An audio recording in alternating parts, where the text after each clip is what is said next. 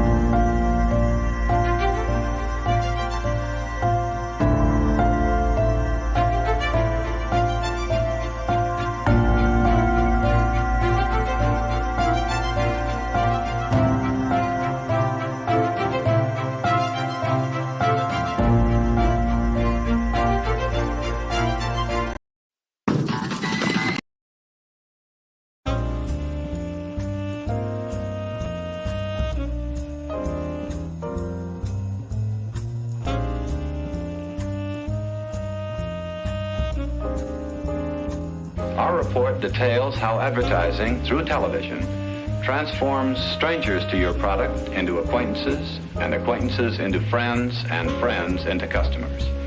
You could almost say, as a result, that television puts into every living room a selling machine.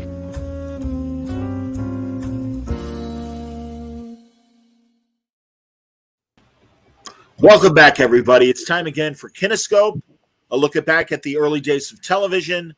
John Suntress here, Gabe Hardman here, Jeff Parker here, Ian Brill here, and very excited to talk about a great show. And we're playing tribute, sadly, again, to another veteran of television that we lost this past week, and that's Dwayne Hickman, a.k.a.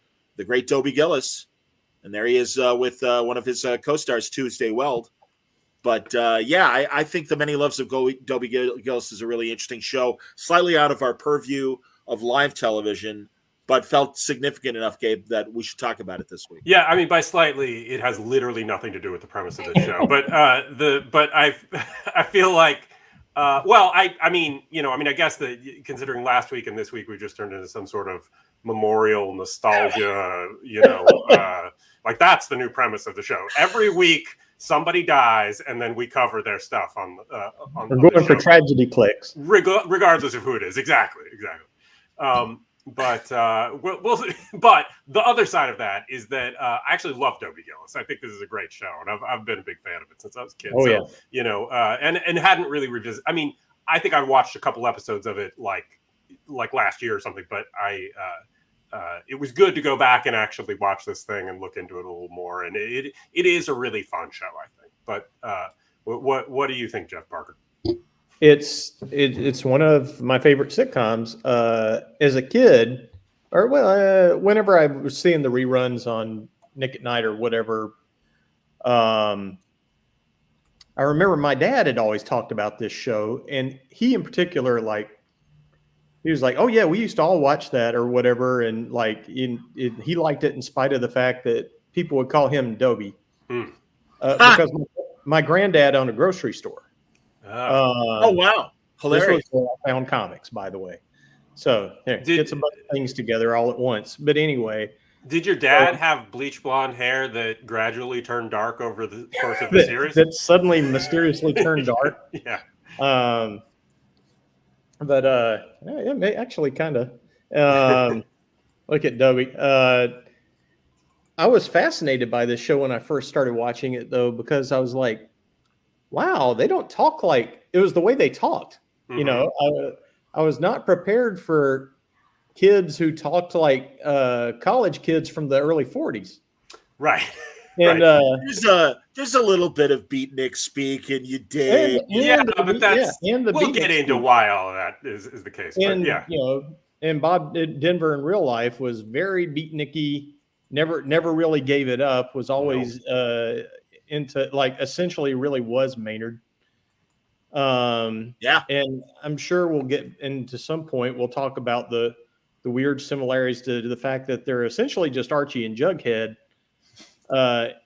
In a different thing, even though Schulman's work is at least concurrent, if doesn't predate the earliest Archie stories, and he unlikely that he read them. They probably just fed off each other. Well, But so the weird thing, and my thing is the whole shtick is, like Archie, he's a lovesick teen or whatever. But Schulman is not only the source that it's all based on, his stories. He's also the usual writer of the shows.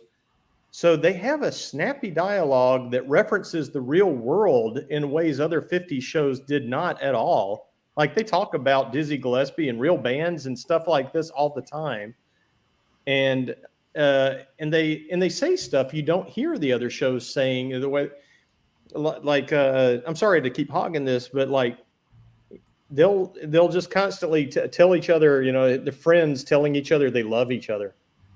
It's weird things that stuck out. Like it's like you would never get this on Leave It to Beaver. No, you wouldn't, not at all.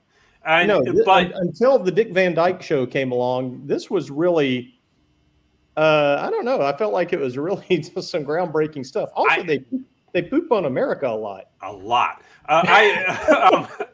But the one thing that one thing about it is that it's all those things you talked about, and it also can be this very stylized show at the same time. I mean, the stuff that certainly later in the series, crazy things happen, like crazy outsized things happen. But there's a way that they present them that's almost like there's an absurdity to it all, but these characters are also very genuine, and something about that tone of a kind of acerbic thing, along with the genuine characters and a level of kind of heightened absurdity to it that's aware of what it's doing. It's not something that it's not something like like a million other sitcoms where they're broad and they're dumb and they're just playing to people in the broadest possible way. This is kind of broad smart. It's like one of my favorite shows ever is Get a Life, the Chris Elliott show. And, it's smart and really broad and dumb at the same time, and I love that combination of stuff. Ian, what are your Dobie Gillis feelings? This was one of the shows that I was like glued to the TV for at Nick and Night. For some reason, when I was a kid, at Nick and Night was a big deal for me, and it was this and Get Smart were two of the huge shows for me when I was like 8, 9, 10 years old. I'm trying to remember why, because I hadn't seen the show. Because they were awesome, and this explains a lot about you. Look, these are shows that I Get Smart, Dobie Gillis. These are shows I loved when I was a kid, and they're still good shows. Go ahead. One is I was already a fan of Gilligan's Island, and to see a Bob Denver play a high schooler was, for some reason, that set my brain afire. But also to what Gabe was saying, like this does not, you don't have to kind of adjust your brain to the pace of 50s television as a modern audience member, because it is snappy and it has these cutaway fantasy sequences sometimes, such as Tuesday Wells imagining what kind of doctor Dobie Gillis would be and how rich she would be being married to him. And so it does feel, in some ways it feels almost like a precursor to things like The Office and Arrested Development, with him narrating a lot. It's already at Michael Schur speed in the 50s. Yeah. It's weird because timing wise, and I'm talking more in terms of like when you refer to it in animation or just the live action delivery, you would get like, let's say, what's another 50 show, Ozzie and Harriet or whatever, Sure. You get your 3-4 jokes a minute, and here they're firing it off, and it's all just like in their personality lines, it's all in their character and everything. And it's like, it is like the Michael Schur production of the late 50s, early 60s, in that sort of way that they even compress things. And it's like, wow. It will, unlike those shows where, we are just in the scene with the characters and we plod through it, which is not necessarily bad, but this is, he delivers a monologue to the camera. There are punchlines that are just cutaways to single shots of the dad reacting to things. Like it has this relentless sort of pace that is almost using the sort of filmmaking of it to, to make jokes and to pay stuff off, and, in a way that is very outside the world of other stuff at the time. They keep opening with Dobie in front of a crappy rendition of Rodin's The Thinker. Mm-hmm. And, but it's a great centerpiece that you always come back to. It's the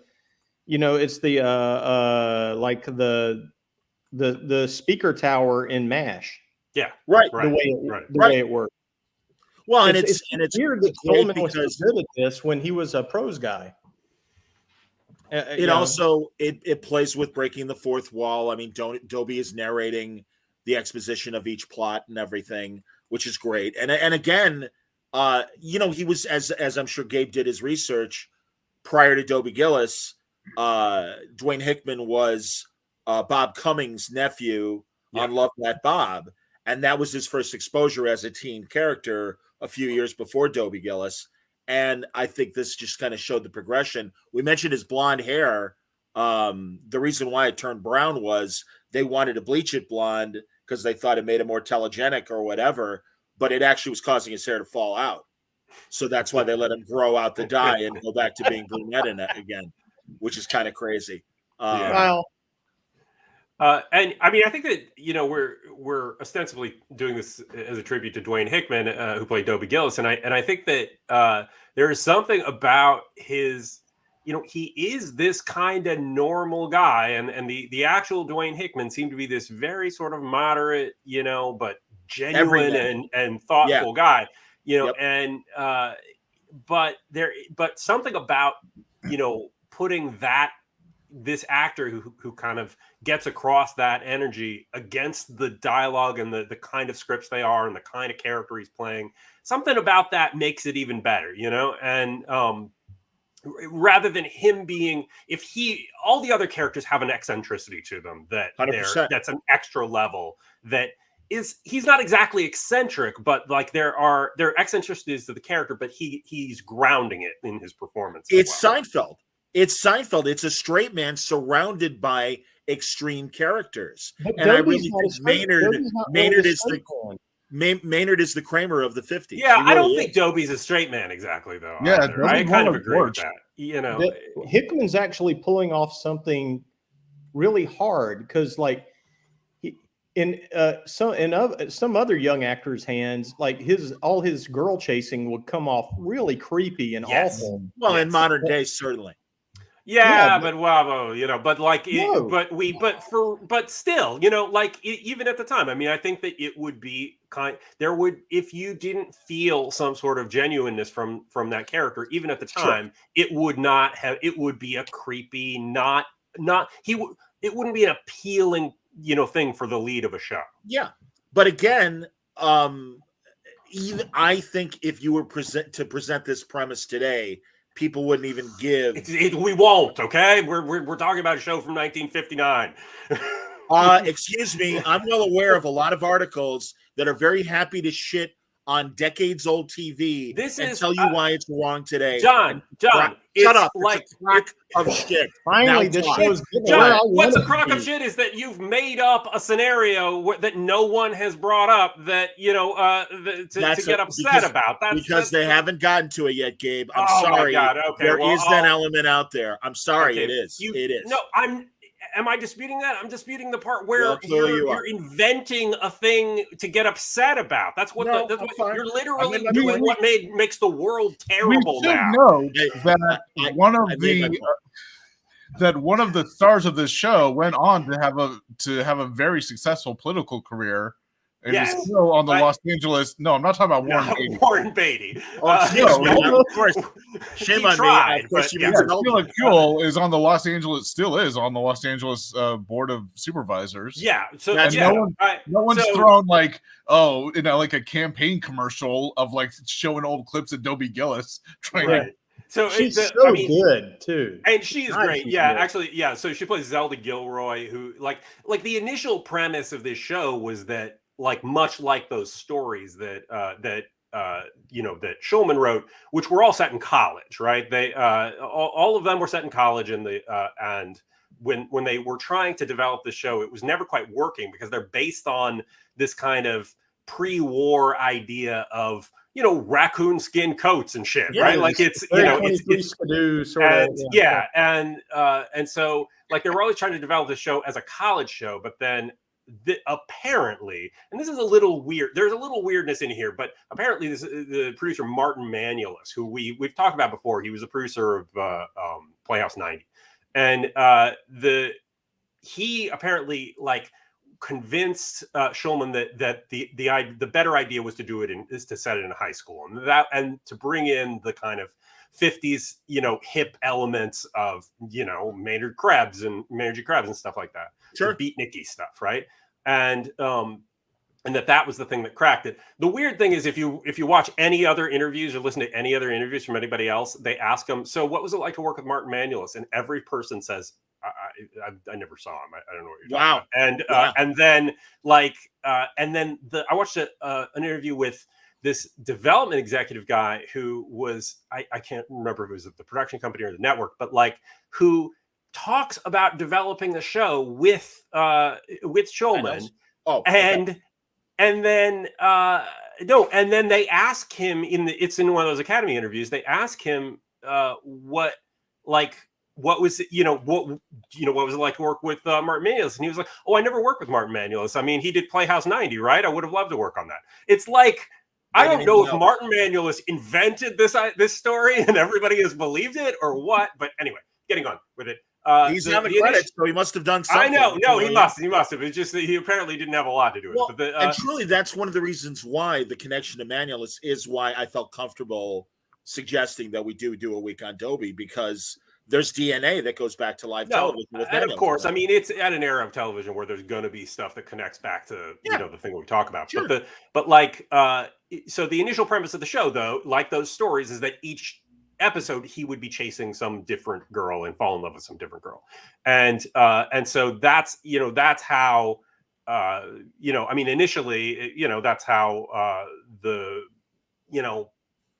Tuesday Weld and the daily manager comes in, who's the his sort of the love of his life, at least for the early parts of the show. She's only interested in money, but in such an absurd way, in such an over.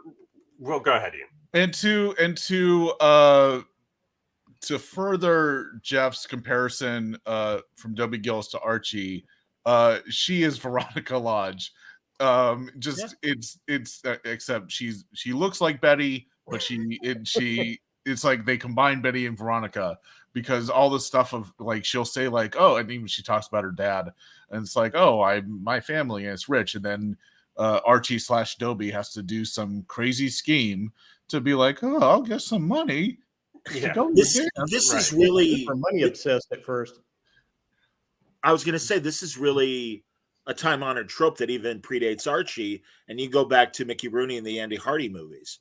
Right, but I think, definitely. But I think that what makes it interesting in this is just how extreme it is. It's like, and the way that she presents it every single time in this earnest way, like, well, this is only for my family. And like, and does this, the same little speech every time.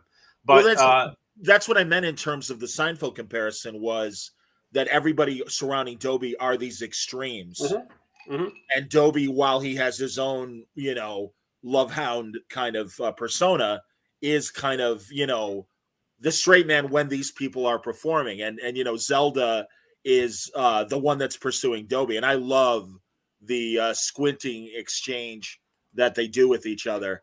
And I think that's cute. And they got so apparently, like, this is this little like connection thing they have where she squints her face at him, and he like automatically reflexively does it back to her. And apparently this was something that just, she's in like, I think the third or fourth episode, the third episode, and it was something just on set where the Armitage, the director of it, was like, we need something, some little connection between you. We need just some piece of like little business or something. And they're just on set talking about it. What do we do? And Sheila Krull, like squinted to think about it, and he was just like, yes, that's it. You do that, and then he just does that back at you, and it's just like this organic thing that came up within the moment, and that became like a runner for the entire rest of the series. But I mean, that it just kind of speaks to the creativity of the show, that it's not just something that's on rails. It's it's something that they were interested in and people were passionate about enough to develop this stuff. It's wild how you almost lose Maynard almost immediately in the first season because Bob Denver gets drafted. Yeah. Right. And then they just write it straight into the script. Maynard gets drafted, but he didn't really. Right. Well, yeah, because he didn't like, Bob Denver then like had some 4F or whatever foot problem or something. They just didn't accept him. And then, so they have Pollard comes in as the Bob Denver character. Right. Yeah. Michael J. Pollard. That's right. It was Michael J. Pollard. Michael J. Pollard, who's he's from Bonnie and Clyde, and a bunch of stuff later. I think he's in a Star Trek working with Warren Beatty as the rival to Dobie for Tuesday Weld's affections all the time. Right. Yeah. So like New Hollywood. Look how good looking Warren Beatty looked as a young guy. And he knew it too, apparently, because Dwayne Hickman like crap. Yeah, by all accounts, nobody liked him. Like in a cast of people that all loved each other and all were so genuine. Like every one of these people, Dwayne Hickman and Sheila James and Bob Denver, all these people stayed to be close. They were, they all loved each other in real life, right? And everybody in the cast hated Warren Beatty, or at least they just found him to be sort of like he wouldn't talk to anyone. He would comb his hair before every take. He was really apparently insufferable. And I mean, I do think that and he's relatively good in the show. This is the second time we've mentioned Warren Beatty on the show on this podcast, and like the other time was the Night America Panicked. Yeah, the Night America Panicked, where he has one line and it's the worst delivery you could imagine, right? Yeah. So he's at least grown to an extent in this, although he's still pretty. He's pretty creepy. I got the sense you could feel like he didn't want to be there. Just like the faces he kind of because he's Warren Beatty, he's convinced he's a movie star. Why is he a supporting character on this show? Despite the fact he gets to have a scene with Mel Blanc. That's right. Yeah. That's right. Mel Blanc is good as that suit shop. Yeah. That's a great episode where they're just coming to school in different suits the entire time. Yeah. Good stuff. If you want a show with just a montage of Warren Beatty and Dwayne Hickman entering a classroom in different suits, this is a show for you. Yeah. Here's Michael Pollard, both from Dobie, and I believe in the background, that's the Star Trek episode, Miri. Yes. I can't believe you found the Star Trek appearance of what a shocking development. I didn't see What are the odds? What are the odds? Can't help you, man. I wonder what Warren Beatty thought though when suddenly Pollard gets cast in Bonnie and Clyde and no, but Warren Beatty was the producer of Bonnie and Clyde. He, I guess he did. Yeah, halfway, he was like responsible for it. So he was probably a guy he knew. He's like, I didn't like the rest of that cast. Who was the one that was only there for a day? Yeah, right. Yeah, so he's like, so just to finish that bit, like he, Michael J. Pollard comes into as Maynard's cousin Jerome. He replaces him for like the tag at the end of one episode, and then another episode, and then Maynard is back. It's like we never hear from him again. We don't know what the hell happened to him. Well, and that obviously Denver was, like I said, the Kramer, the breakout character of Dobie beyond Dobie himself, that everyone's like, who's that guy? And they gave him so much great comedy to work with and everything. So I'm sure they were like, thank God Bob's back. And Michael J. Pollard is he's a more eccentric guy and a more eccentric character in a certain way, but did not work on the show. Didn't have the chemistry that Denver and Hickman had. Yeah, it just wasn't. He just didn't have the same kind of energy, or a comparable energy. There's a comment from Ed, and we've got a visual to support it. And I know it's something Ian wanted to talk about. Love that characters were the inspiration for Scooby-Doo. Fred as Dobie, Daphne as Thalia, Velma as Zelda, and Shaggy as Maynard. Hilarious. And we've got the photo. Did you hear my burp? There we go. Boom. And as a kid, I did think there was some commonality between Shaggy and Jughead, but I didn't know that Bob Denver was the missing link, right, between the two. I even like Scooby-Doo. I have affection for Scooby-Doo, but it's like they're taking these characters and making them boring. That it is. But that was the Hanna-Barbera way in terms of Yogi Bear was Ed Norton, and the Flintstones were the Honeymooners, and Scooby-Doo was Dobie. Sure. That's how you got things sold to the network, John. Yeah. Exactly. For real. Plagiarism. Sounds great. We love it. I can't hate the idea of like going into pitching a producer into the in their office and being like, the Honeymooners, what if someone sent them back in time and they were cavemen? It's like, I don't hate that idea. Right. I think that it's also a thing where, like, I don't know whether kids in the 60s got this or not, but like there is a huge thing where, like, as a kid you want to find patterns, and so there's like value in those patterns that aren't really there. As an adult you don't go, oh, this is awesome, it's exactly like this other thing, but as a kid that has a weird appeal to you, so it makes sense for the Hanna-Barbera. As someone who was a small child when Scooby-Doo debuted back in '69, I certainly had no memory of Dobie Gillis in 1969. It wasn't until the mid '70s. It's interesting because I think a lot of people younger than me think the nostalgic craze started in the 80s, but really it did, as you guys know, started in the 70s, American Graffiti and Happy Days, looking back at the 50s. And then every generation, it's like 20 years earlier that we get nostalgia for. And we certainly are getting that now with the aughts being in the 20s and everything. So it's a recognizable pattern. And I do think in some cases there is that tied to a memory, but also for a new generation, it's, Scooby-Doo's brand new. I think when I was a kid, also Nick at Nighting this, I did though immediately recognize Dobie's dad, like, hey, it's Ernie the cabbie from It's a Wonderful Life. Well, exactly. Basically, what's his name? Frank Phelan. He played the cabbie in every fucking movie ever made, right? like I feel like I've spent a good majority of my adult life turning to whoever's next to me going, hey, look, it's the dad from Dobie Gillis. Like in whatever movie we're watching, the Palm Beach Story, obviously It's a Wonderful Life, the Blue Dahlia, Lost Weekend, a guy named Joe, Sergeant York, They Drive by Night, Grapes of Wrath. He didn't play a cab driver in every one of those movies, but he could have, because that's exactly his career. Someone hasn't tried to like tie these together as kind of like a cinematic universe. Wouldn't that be awesome? Elsewhere, he's the anchor of awesome isn't the word I would think of, but yeah. Did you watch the one where everybody thinks Dobie's hooking up with his teeth? This thing really is the precursor to Riverdale.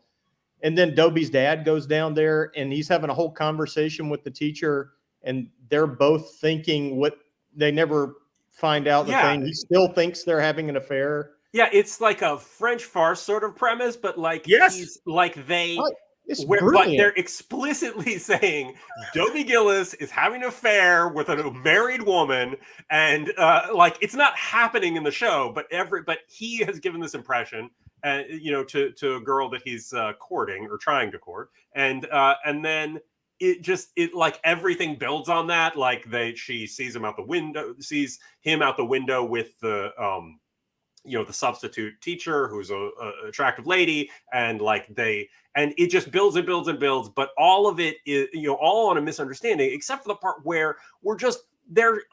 Everything about the premise is that he's like having an adulterous affair with with like a married woman who has an alcoholic husband who he is giving all of his money to. And it's like, it's great. Like, it is great. This was not happening on Ozzie and Harriet or No. The closest you got was an occasional wise ass crack from Ricky Nelson. And again, that's what and the same thing on Love That Bob with Dwayne Hickman. And that's what's great, that they kind of evolve things into the Schulman show. Speaking, but you guys mentioning American Graffiti and Happy Days reminded me, Has anyone asked Ron Howard if he patterned his performance on Happy Days after Dwayne Hickman? Oh, that's a great question. I could not stop thinking that Dwayne Hickman and Ron Howard have the same voice. Well, Ron Howard is on one of these episodes. Oh, is he? Yeah. If there's a thing calling for a kid in the 50s, he's on it. Yeah. Little tiny kid. Music Man. Everything. Yeah, that's the great thing about him and Billy Mummy and even Mickey Dolenz when he was a little kid and everything. So, by the way, another great. No, but Marshall did. I think Marshall did cite that Dobie Gillis was a big influence on Happy Days, right? Oh wow, okay, that's awesome. I thought it. I don't they're think like I just pulled that out of nowhere. Yeah, let's invent the soundbite. Yeah, Dobie was a big influence on what we were doing on Happy Days. Okay, so do Gary Marshall saying we wanted to do Dobie Gillis but dumb, like because that's that's Happy Days. Like we needed a cool guy. We didn't want Warren Beatty. Manergy, Krebs, and the Fonz. There's some DNA there. I mean, like that's so. Yeah, I don't think so. That's awesome. If anybody wanted to see the episode, okay, they're in a hacky sort of way. There's DNA there. I wanted to point out, and she has a great name. Everybody, it's Florence Friebus. Sounds like a fake name. Look, and Frank Phelan, Stan Lee named all these actors. Florence Friebus. Later, she developed superpowers as an adult mom. But I love her because in the 70s, she was one of Dr. Hartley's patients on the original Bob Newhart show. And I can't remember her name right now, but she was the supermarket checkout lady that they gave incredibly great lines. I mean, here she really is just, yes, dear. I don't know, dear. Everything's fine, dear. But man, she's terrific on Bob Newhart. I think we also have to just appreciate how in this show the quality of the names, the Manergy Krebs, Milton Armitage, Thalia Menninger, like the or Mr. Palmfreet, like the teacher. William Schaller. William Schaller. Yeah, he's named Fried Potatoes. It's exactly. I mean, that's actually from the stories. So in my deep Dobie Gillis research, I watched this 1953 movie, The Affairs of Dobie Gillis, which was an MGM movie, a late MGM sort of musical, low budgety movie. Used the same. They're like 3 songs from Singing in the Rain, which are those 20 songs are already established songs, are in it. And it stars Debbie Reynolds. There's no real connection. Bobby Van. Oh, that's what I thought. Yes. And so who is Dwayne Hickman has it all over Bobby Van. 100%. Right? And but actually the most interesting casting of it is Bobby Van's, Dobie's friend sidekick is Bob Fosse. Bob Fosse plays on screen. He's like the the friend, and there's a couple of scenes where he dances in it in a exceptionally Bob Fosse way. Literally the tilted hat and the whole fucking thing, right? Doing this proto Michael Jackson. Yeah. Proto meaning Michael Jackson. Michael Jackson took it from him. Yeah. But right, there you go. And Bob Fosse with his toupee. And, it's weird. It's like looking at that fake Martin and Lewis. Yeah. But it's like the movie doesn't really work. It tries to, it tries, and it is also written by Schulman, but it just doesn't quite connect. It's it's a musical. It just doesn't really work. Bobby Van was like the unfortunate victim of timing, because had he been born 10 years earlier, would have been one of those MGM musical stars. Mm-hmm. But this is literally when musicals were on the way out.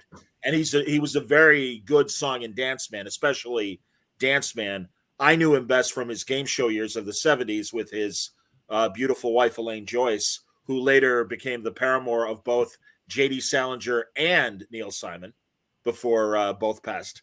So, I should hope it's before they passed. Yeah, no, actually, she hung out with the corpses. It was a little thing with her, necrophilia. Look, yes. we didn't need to go into that, John. Oh, I think we needed deep dive.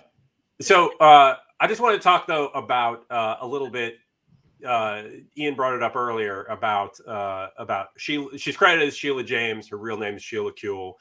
She's and like she, her acting career basically, I mean, she was on Dobie Gillis. She was on she was on a show called Broadside. After that was like an all-female show about women in the military. It's a spinoff of McHale's Navy, I believe. It was like a one-season show, but it had a couple little parts and stuff. But the fact that and also she was not so much in the last season of Dobie Gillis because they shot a pilot spinoff that she signed on to do called Zelda that was that ultimately didn't go. Everybody was very high on it and thought it was really good. And then apparently when she was visiting the set of Dobie Gillis, just to visit, what's his name, Armitage, the director, took her aside and was like, "Look, I got to tell you, the pilot's not going to go." And she was shocked, and he said, "The president of CBS, Jim Aubrey, said you were too butch," and Sheila Kuehl was gay, and at the time, obviously, had to be in the closet. It would end her career if people, talk openly about it. And and so and she was in the closet to the point of never not talking about this to anybody associated with the show, and so like, I mean, this was and apparently hugely detrimental to her career. And she was able to come back for a couple of episodes of the last season of Dobie Gillis, but then like it not having this further career kind of like spurred her to she had gone to UCLA while on Dobie Gillis, and then ended up going to law school, going to Harvard. She she won the moot court competition that was judged by Thurgood Marshall. Like she and she and then went into politics and won a seat in the state assembly.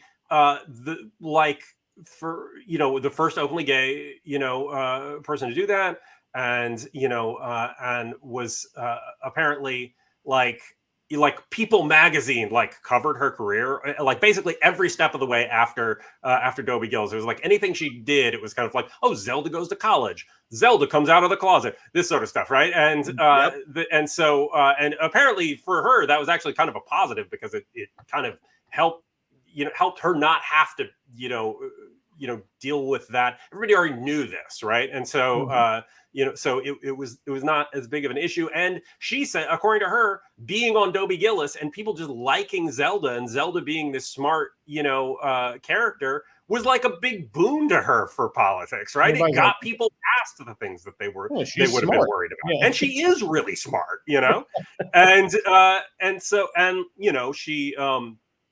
she went from there to the state Senate from like 2000 to 2008, replacing Tom Hayden. And she she worked with it's funny because I had a sort of I've lived here for 25 years, and I had if not I certainly didn't vote for him. I had a mild grudging respect for Schwarzenegger for for being able to try to adapt to to failing at being the governor. And but she has nothing positive to say about him. She said that his governorship was amateur hour, and that he would did that everything he did he was totally unaware of, and that he didn't understand anything about how to run the government, and didn't think he needed to. And so anytime he brought people together to kind of collect information and stuff, he just wouldn't know what to do with it, because he had no idea how to how to operate. That sounds so alien to what could possibly connect to that? And this was her talking in 20 years ago, or not even that long ago, right? Sometime in the Obama era, right? And and then she was termed out of that, and term limited out of that, and then she's now, as Ian said, she's on the LA County Board of Supervisors, and so she's had this long and very substantial career in politics, more so than her acting career. But I just admire the hell out of her. I just think that absolutely she's great, LA residents, well, we'll just say it. Gabe and I are doing this show to get in Supervisor Sheila Kuehl's good graces so that she'll turn over the rule of having a 5-foot fence around your pool. Big deal, yes. Yeah. That's a joke for everyone who watched the last season of Curb Your Enthusiasm. You know what? I was actually written got by- that. Okay. Which was written by aliens. I like assumed, that show. I assumed you guys were holding out for some California grant money for various projects that you guys want to do, and that's why you get in their good graces. Yeah. But I'm okay with that as well.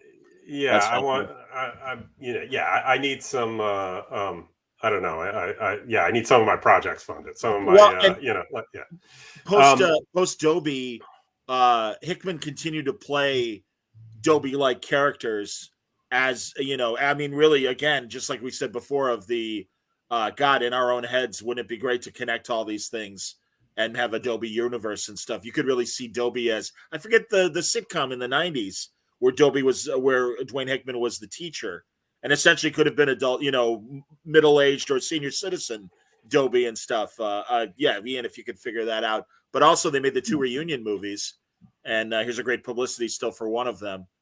There was one in the 70s and there was one in the 80s, and it was great. The 80s one, Bring Me the Head of Dobie Gillis, Connie Stevens takes on the Tuesday Weld role of Thalia.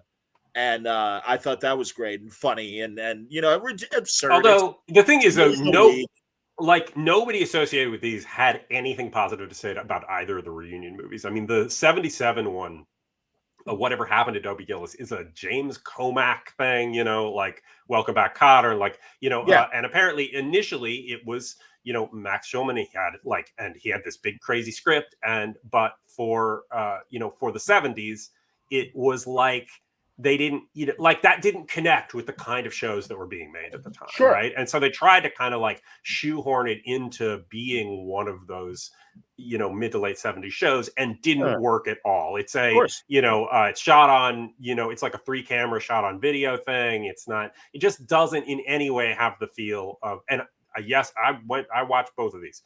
It didn't really, it didn't have the feel of Dobie Gillis at all. It wasn't created by those people. Nobody liked the experience of it either. Then okay, so just a little bit here about our dead friend Dwayne Hickman. He from that point, though, 1977, he ended up, he had bounced around, like you say, getting acting jobs and stuff, but he became an executive at CBS in 1977. He had just not found things that he was happy with, and he thought that this would be an interesting thing. He ended up being an executive, bookending each of these specials. He started in 1977, and then he ended in 87, and the second Dobie Gillis special was in 88. But he was basically a kind of creative executive who would a liaison between the shows and the network, where he would have to go give notes, try to frame notes in ways that were not so offensive as the way that the studio was, and work with shows like MASH and, Good Times and, all up through Designing Women and stuff. All these shows, he had, some interaction with as an executive for all those years, then left, and they did that second special. And nobody really has any, I mean, apart from Dwayne Hickman, who seemed less intense about this stuff. Nobody else liked it, down to William Shallard. No one thought it was that they were, that it really had the feel of the show. And it was another situation where they brought in, the Schulman, and, he wrote a script and they threw it out, and they didn't really do. I mean, personally, I think that the second one is a lot closer to the tone of the. Yeah, I remember seeing that show. one. Yeah. I mean, I think I'd never even heard of the one from the 70s, but the 80s when I do check it out. Yeah, the 80s when I remember watching when it aired, and watching it now, I do think it's not great, it's not perfect, but it is certainly, like John was saying, it's closer to the tone of the show than than the other one is. And it's, I mean, again, I watch these for the interesting factor rather than, wow, they really nailed it. I mean, I like watching that terrible 90s Odd Couple reunion movie because of the weird quirks of it, not because it's can hold up next to Gary Marshall's fine job. We're back at Gary Marshall territory. I wanted to point out another post-Dobie thing that Dwayne did, and that's one of the great AIP. It's not a beach movie, obviously it's Ski Party, but essentially, the Frankie and Annette sort of movies and the Tommy Kirk movies, and they got Dwayne in one of them too.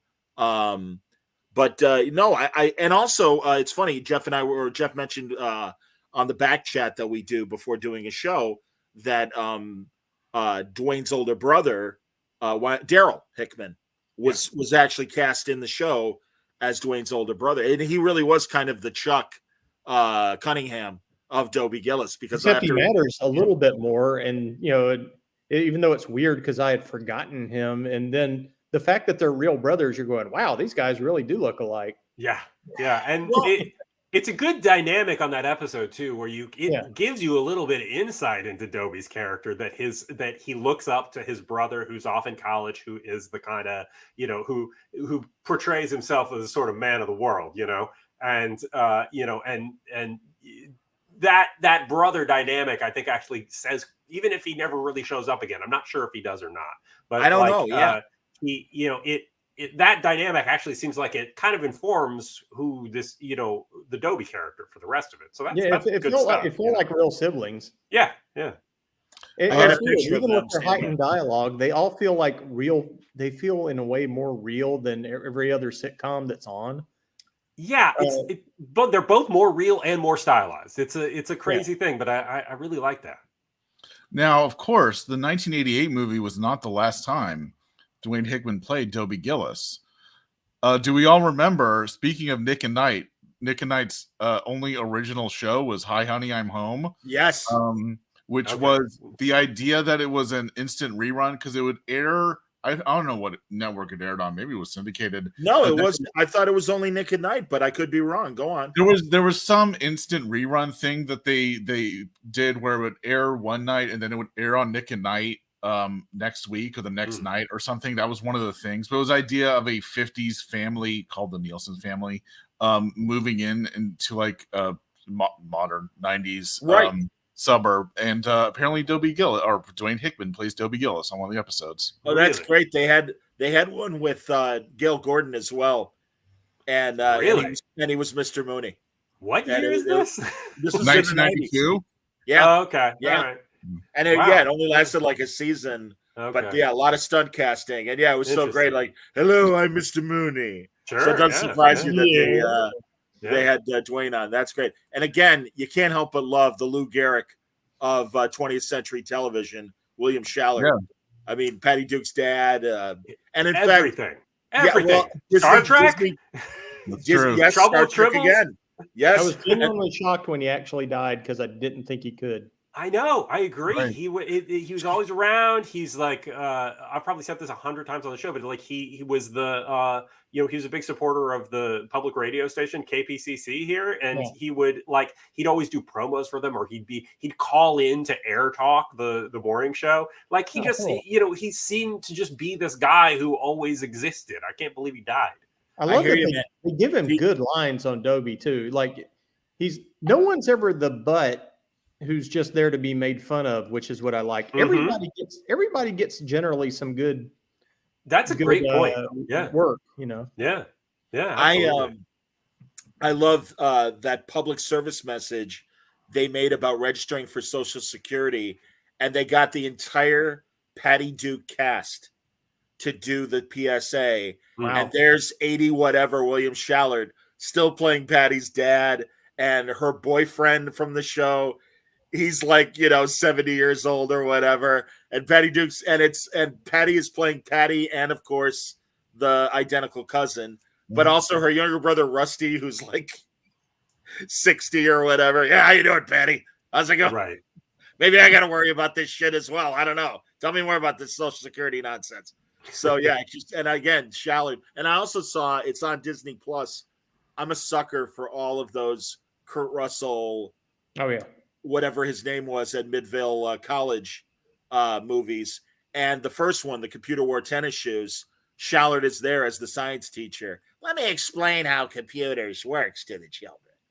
And it's so fan, and just that beautiful voice of his that was always I just love that he's reassuring. always wearing the same glasses. He's essentially the same character, just in everything.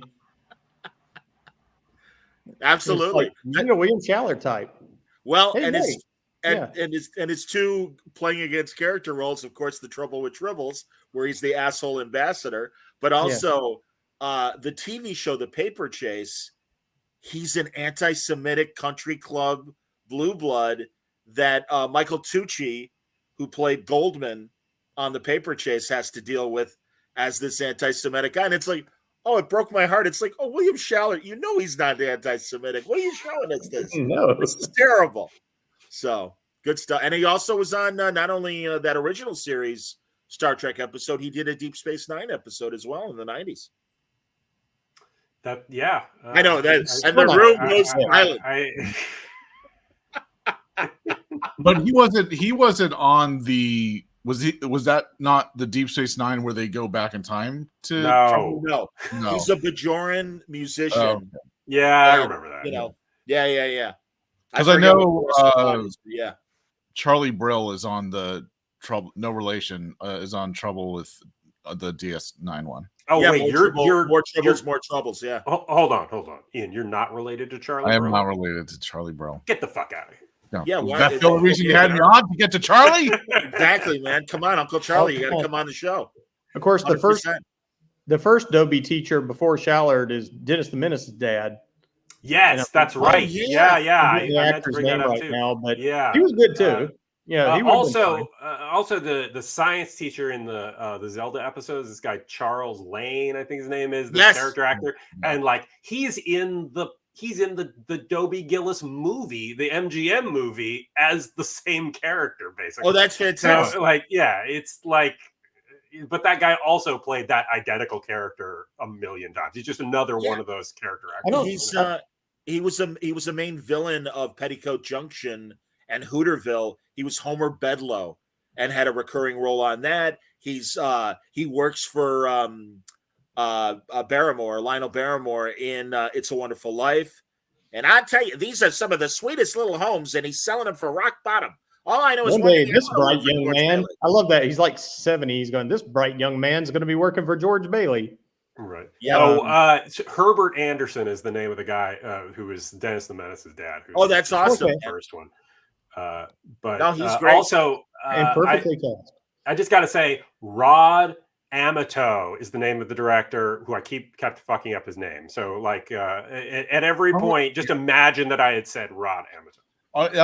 Armitage is also Warren Beatty's character name. I was like, wait, did they just use his name? Director? Yes. Maybe that's why I got the idea to be a director. This one picture of Warren Beatty killed. Yeah, I'm sorry. I had computer troubles leading up, so I literally have been finding and throwing up photos on the fly here. So. Interesting, fun thing. After I had thought I'd forgotten about Dobie Gillis when I went to college and was taking freshman composition, the teacher gave us a Max Schulman story called "Love Is a Fallacy" to read. Oh yeah, and you can find it online. The whole thing's available somewhere, and it's a funny story with a college Dobie who's trying to win over a girl. And it's very, as what Gabe was saying, fur coat era, your Princeton type sort of thing. And the whole point of the thing is that they demonstrate, I think, 6 major fallacies and what they are. And it was just to teach us, logical fallacies for argument. Yeah. But it's a funny story and it's got a great ending. And, it's a bit of Schulman prose you can find if you're interested in looking up his stuff, because I think the guy was really good. Yeah. Also, we were talking about how the show kind of gets crazier as it goes. Dobie Gillis, and like there's they go to the army for a while. They go in the army for late in the second season. They go in the army, but like there's also this so there's an episode that I watched that's called "The Mystic Powers of Manergy Krebs." And it is about how Maynard was in fact psychic. He had ESP. He was psychic all the time. He just didn't want to deal with it, so he never brought it up before. And so like That's just great. I know. And this ties in with what you were talking about referencing things in the real world, because this episode is from November 1st, aired November 1st, 1960. And as it becomes clear to this is after Beatty is left, and the the other rich guy character whose name is escaping me. Yeah. Him and his, go ahead. Him and his mother find out that figure out that Maynard is in fact really psychic, and so they like put him on television. They put him on a television show where they test whether he is or not. The skeptical television presenter is convinced that yes, he is psychic after all, and then it's like, well, if you're really psychic, who's going to win the election, Kennedy or Nixon, right? And this is like a whatever. It's like weeks before the election, right? And or it airs like right before the election, right? And that's the crux of the rest of the episode is Dobie saying to Maynard, I believe you. I believe that you can predict the future. But if you go on television and tell people that either Nixon or Kennedy won, you're going to influence some people. Some people are just going to stay home. You're going to some people are going to go out and vote for the guy that you said. That's fantastic. And then Maynard's like, well, but just so I'm not, and Dobie's like, don't tell me who's going to win. Like, I don't want to know. And like the whole thing is premised on him about to tell who's going to win the election, like right before the election. That is awesome. And then he's like, well, I'll write it down on a piece of paper. And Maynard writes it down on a piece of paper, gives it to Dobie. And then, and then he goes on the show, like, and he's, like Maynard's dressed in a tuxedo. He's going back on the TV show and he's going to predict who's going to win the election. Right. And they, they turn to him, but Dobie's morality has gotten to Maynard. And when they ask him who's going to win, he's like, I don't know, man, and then it just doesn't and so like they never, he just decides not to do it because he's a patriotic American. Right. And and so then, and believes in the system. And so then afterwards, Dobie, it's as if it's after the election, the thing at the end of the show. They don't know who won the election. Right. So they're not saying, but they, Dobie takes out the piece of paper and reads it and goes, you picked the wrong guy. Like he never, he didn't choose the right one anyway. And then they test his ESP again. He's like, oh, I guess it went away. So the end. It's a great episode. It's totally worth checking out. It's crazy how it brings together this wildly outsized thing. Like within the episode, Maynard becomes the most famous man in the world. Like he's famous in China. He's he's the psychic who everybody knows, right? And but balance that out with literally exactly what's happening in the world at that moment, which is the Nixon, not some proxy, not fake names, literally Kennedy versus Nixon. It's the antithesis. It's the antithesis of what Carl Reiner said to the writers of Dick Van Dyke. Don't leave any modern things in there. Right. And that's why Van Dyke endures, whereas much like a lot of sitcoms, Dobie Gillis is of the moment. And I guess, but I mean, all of us were watching it. I was watching it on Nick at Night. I was loving the show on Nick at Night, and I think that those things didn't hurt it the way that you would imagine that it might. No, I just pointed out as a difference. That's all. No, 100%. Yeah, no, it's a dramatic difference, and for some reason though, and I think Dick Van Dyke is one of the greatest shows ever. But Dobie Gillis just has this feeling of they're fucking going for it all the time. No, it's an edgy show. I really love that. Yeah. Absolutely. And no other shows. There's Chatsworth Osborne Jr. Yes. Right. Stephen Franken is the character actor. Again, a guy that you will recognize from a million different things. Yeah. He was on Mary Tyler Moore in the 70s. Tons of character roles. Absolutely. Go on. Excuse me, Jeffrey. No, it's so refreshing to hear them constantly refer to. They'll talk about Elvis or Sinatra or Dizzy Gillespie or a politician, and then talk about and then go into like Roman history. Like, what was doing this at the time? Yeah. Nothing, you know. And you know, Zelda's whole thing when she first pops up, she brings up the concept of propinquity. Propinquity, yes. Which is hard to say. Yes. But she nails it several times, and it's like, boy, it cues you in right away. You're not watching a typical sitcom, right? Absolutely. And she's so adorable as Zelda, and also like that propinquity thing. She's like, hey, we're sitting next to each other because we're assigned alphabetical chairs, and she's like, listen, I don't like this either. I know you're an idiot. And yet we're sitting next to each other, so we're destined to be together. And it's destined to fall in love. Yeah, my name's Gilroy. Yeah, and I love hilarious. You. It's wrong, but I love you. And again, that great subtext of them squinting at each other, where it's like Dobie doesn't even realize it, but it's like, yeah, he loves Zelda as well. Yeah, and that's pretty cool. And I do love that ultimately they get married on the show, and in the reunion movies, especially Bring Me the Head of Dobie Gillis, that Thalia is trying to break up their marriage and get Dobie and stuff. Right. And even the little interlude of them in whether it was ROTC or they were drafted. No, they are in the Army. Yeah. All right there. Yeah. I guess I see U.S. Army on Dwayne's outfit. So they just get that tour over with really fast. Yeah. One real life thing about, like Dwayne Hickman, he seemed like, he's this, this sort of very moderate sort of Catholic guy and everything. And he had a real moral center to him, right? And and apparently when like in the early mid 90s, Sheila James went on Geraldo with Dick Sargent from the Second Darren, because he was coming out and she was there to support him, right? Yep. And they didn't tell him beforehand, but Dwayne Hickman called in just to say how much he supported her and how much he supported them, and like that, to just be like a decent human being. Like it's all of these people were like kind of good, decent people who also made like a really awesome show a long time ago. Yeah. Well, I like that Hickman said Frank Phelan was pretty much in real life just the way he is as his dad on the show. Yes. Yeah. Well, again, and that's the great. I don't think he would have called in to Geraldo, voice the support, but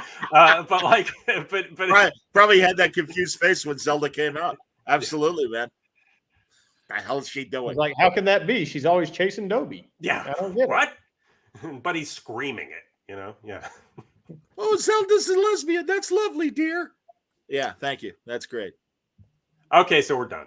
You are the biggest wet blanket on earth, but that's fine. I love you. We're an hour and 2 minutes in. I'm just saying we should wrap up. And by saying we should wrap up, I'm abruptly saying that we're done. As always, just fucking. Thank you, Dwayne Hickman. You were great.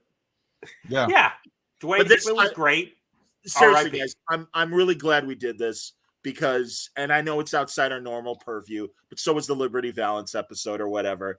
And it really, honestly, as based on this discussion, we're all big fans of Dwayne Hickman, and he seemed like a really righteous guy, and truly like Betty White. It's like this was a really interesting, significant guy from the early days of television. And Gabe, did he ever do an oral history interview for the Academy? No, I mean, I found other kind of longer form interviews that he did on YouTube that you can find, but he doesn't have he doesn't have a proper interview for the Academy like that. That's a shame because of his career, and as we said, being an executive post acting and everything. But there is stuff out there, and I got a lot of information from there's a guy in the street goes the culture interview or something like that that is a longer form interview where he talks about a lot of stuff, and I'll look for that.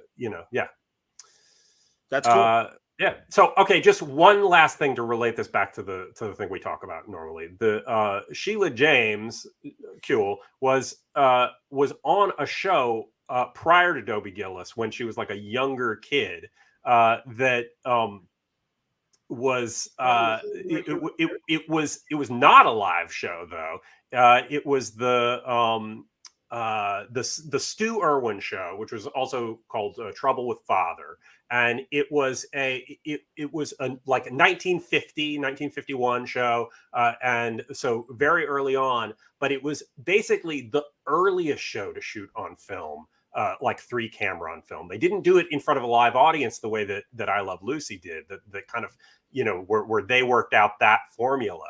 But it was one of the earliest ones to that was produced by, I think, Hal Roach Jr. And their idea was, this thing will be able to to market this farther and wider because we shoot it on film. So it's not. It's kind of not the Kinescope thing that we normally talk about, but I just thought that it was really interesting that it kind of relates back to that time when people are figuring that sort of stuff out. Like Life with Elizabeth, which we focused on. Right. Which was, I think, maybe like a year or so later or something. Okay. That they started shooting it on film. Or it's contemporaneous. It's like around the same time. But but as I understand it, people think of that Trouble with Father movie or show as one of the first shot on film sitcoms. So again, production meeting here at the end of the show, because really Gabe has been very generous, because I know Gabe likes the hard dramas, and really that is the more interesting live acting that we get. And we've been dealing with fluff the last couple of weeks. Good fluff. Yeah, totally. Fluff. Yeah. I mean, do we want to do Johnny Carson next week, or do you want to do? I'd love to do Days of Wine and Roses if we could. I know we've been trying to kind of wait around to do that, but I think that we should just go ahead and do it if we can, and then we can do the Johnny Carson one, it'll keep U.S. Steel Hour Johnny Carson the week after that. Yeah, it'll keep, no question. No, let's do Wine and Roses next week. So there you go, everybody. That's Unless your homework assignment. Yeah, no, look, but we just got to stay on the death watch, because whoever dies next, that's who we have to do a show. Hey, man. We're very lucky Ronnie Spector didn't do any live TV before her passing. I'd be more than happy to talk about Ronnie Spector for an hour. And we should celebrate the fact that this week we're devoting time for a show that I think actually has the record for most actors who are still alive, with 3, with T.J. Weld, Warren Beatty, and Sheila Kuehl. Yeah, that's probably a record. Yeah, and none of these people are going to talk to us. We're not getting Warren Beatty on here. You don't know. I don't know.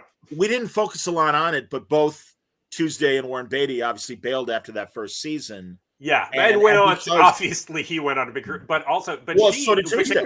She became a really interesting actress too. I mean, she's in, like, it's almost unseeable, but there's an adaptation of Joan Didion's play As It Lays that's really interesting, a really interesting movie, and it's hard to find, but definitely worth it if you can track it down. She's in Michael Mann's Thief and is James Caan's love interest in Thief, and I think does a very adequate job. And I mean, she in the 60s especially was an ingenue, and obviously in a lot of teen exploitive kind of movies. Oh, hold on. Actually, Joan Didion just died. So next week we're going to do. There we go. Thank you. We're just going to be covering the filmic work of Joan Didion. Yeah. That's Panic in Needle Park. Panic in Needle Park. We can look at Panic in Needle Park. It's a brutal movie, but I really like it. Loads of stuff worth looking at in the Joan Didion. So yes to a Joan Didion week, no to a Peter Bogdanovich week, apparently. No, we're gonna get to everybody who died. We only do one episode a week, John. It's a bottleneck of people who've passed away. Can we just do one where we can get John's Bogdanovich imitation? We can get that. Look, we can do the Bogdanovich week. Whatever, it's fine. I understand we're obligated to just cover dead people. Well, dead people that I can imitate. Yes. Any plans that we have otherwise. Lest we forget, Peter Bogdanovich directed Sidney Poitier in a sequel. What was the movie where Sidney Poitier plays a teacher? To Sir Mr. with Tibbs. Love. To Sir with Love. TV movie that was sequel to that Bogdanovich directed. All right, so maybe that's what we have to cover next week. I don't know. Like, we have these obligations and we have to live up to them. Days of Wine and Roses next week. Yeah. Next week is Days of Wine and Roses. And I'm totally for that. That's great. Oh, you know what? Piper Laurie is still alive. Piper Laurie is still alive. Piper Laurie is of course still alive. She is. Okay. Of course she is. So, John, get to work. Get her right away as a guest on the show. Yeah, that's a good idea. Mr. I work in the business. can't be bothered. But yeah, John, you jump on that right away. All right. Absolutely. Rest in peace, Dwayne Hickman. We loved your work, and we really have a lot of respect for you as a person and the greatness of the many loves of Dobie Gillis. So thank you, everybody. Days of Wine and Roses next week. You can find it on YouTube. It's an excellent version of the story, and it's going to be fun comparing it to the original film as well. Well, no, excuse me. Well, no, the film follows it. Yeah, film followed. film is later. Yes. Yeah. Yes. The original version is this live TV version. Yeah. You're right, with Cliff Robertson and Piper Laurie. Yep. So looking forward to talking about that next week. Thank you very much for watching Kinescope as always. Everybody stay safe, stay happy, stay healthy. Good night, ladies and gentlemen. Take care now.